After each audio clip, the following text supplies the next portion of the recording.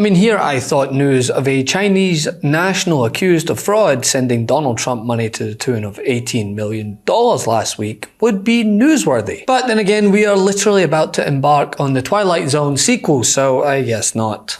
Normally, I would tell you to turn up the volume for a segment like this, but I don't want you to because I might scream. Donald Trump has previously called cryptocurrency a scam.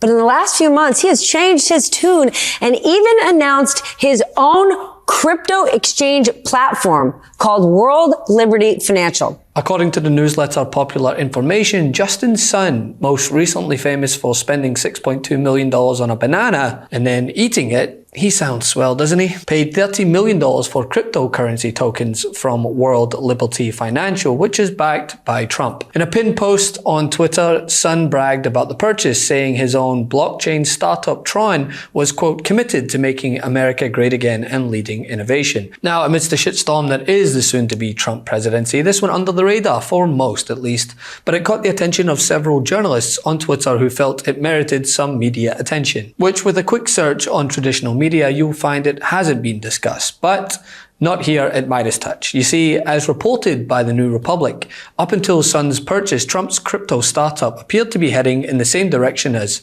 Trump stakes, Trump betting, Trump University, and Trump ties.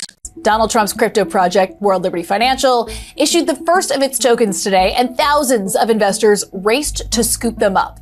I spoke with Kathleen Brightman, CEO of Tezos, about the project's launch and what she thinks it means for the presidential race. So the Donald Trump-backed crypto project, World Liberty Financial, launched its token this morning, and almost immediately we saw hundreds of millions of tokens sold and about 3,000 holders, according to Etherscan. What's your reaction to this launch and its significance, given a presidential candidate is backing this project?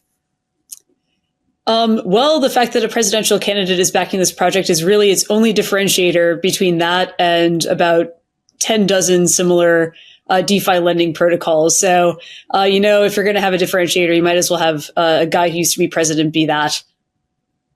Any reaction to adoption so far? Well, I mean, a lot of the DeFi protocols that have been proposed and launched over the last few years fall under what I've called Ouroboros finance for the last 5 years. Basically, they're self-referential almost. There are tokens that exist to be traded that create tokens that exist to be traded.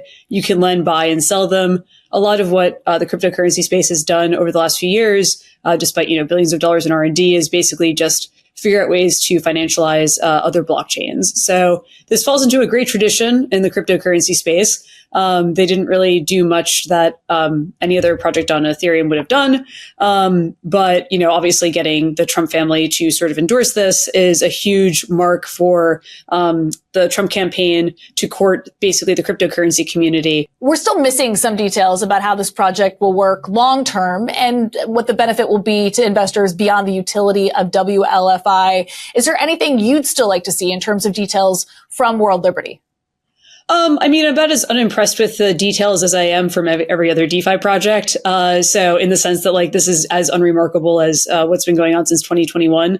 In fact, it's quite a stale proposal, but for the fact that the Trump family is involved. So for me, looking at this, I have no aspirations for a lot of these things to actually materialize into something that would do financing in the sense that you ought to finance an activity or, some sort of end goal. But unfortunately, a lot of what DeFi has become is this very recursive game. With only $22 million in tokens sold, far short of its goal of $300 million, it looked like the soon-to-be president-elect would need to flog some crypto God Bless America Bibles to stay afloat. That was, of course, up until Son's purchase. Now, the purchase not only keeps the World Liberty Financial going, but also guarantees a windfall for Trump, as outlined in that New Republic piece, quoting, "A filing from the venture in October states that $30 million of initial net protocol revenues will be held in a reserve to cover operating expenses, indemnities, and obligations. After that reserve is met, a company owned by Trump is then entitled to 75% of WLF's revenues from the sale of all other tokens." So as of Sunday, with WLF selling $24 million in tokens, it gave Trump a solid $18 million payoff. Supposedly one of the people that Barron learned crypto from is Martin Shkreli, who just got out of prison for securities fraud. Tim, this is funny, but it's not. Right? Cryptocurrency is exactly where it's a very dark place. There are huge positives and huge unknown negatives. Well, like everything, around Trump, it's tragicomic because it is funny because it's absurd, and it is funny because it seems on its face to be such a transparent scam.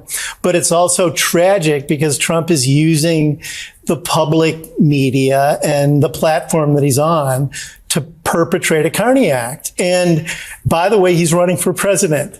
And so someone who, if he wins the election in November, will then hold great regulatory sway over the crypto market. He and his children are putting a crypto product out there in advance of election day that they could profit off massively if he becomes president. And he doesn't bat an eyelash at it because it's in keeping with who he's been for decades. He ran a casino. He may be the only person in the casino business who couldn't make money running a casino, but he ran one. And the ethos of a casino is finding effective ways to part fools from their money. And he ran Trump University, and he took advantage of the family's nonprofit. He's run grifts off of anything he can get close to and get a quick hit out of. So it's not surprising that he'd be drawn to crypto, but it's in the context of he's also running for president, so he's besmirching the office. But that's why this is so much more dangerous than that, right? Trump ICE, who's that really going to hurt? The fact that he could be the next president, stand to make a fortune off of crypto, and he'll get to decide who's the next SEC chair, and he's made it clear he wants Gary Gensler to hit the road. Right. And of course, here's where it gets even more interesting, right? After the purchase, it was unveiled that, Justin Sun's investment has also gotten him an advisory position in Trump's circle, making him business partners with the president-elect. Nothing quite like a convicted felon soon to return to the White House, cozying up to someone under investigation by the Securities and Exchange Commission for fraud. It wasn't just Trump's campaign chairman who went to prison. Trump's campaign vice chairman, Rick Gates, was also charged and convicted and sentenced to prison.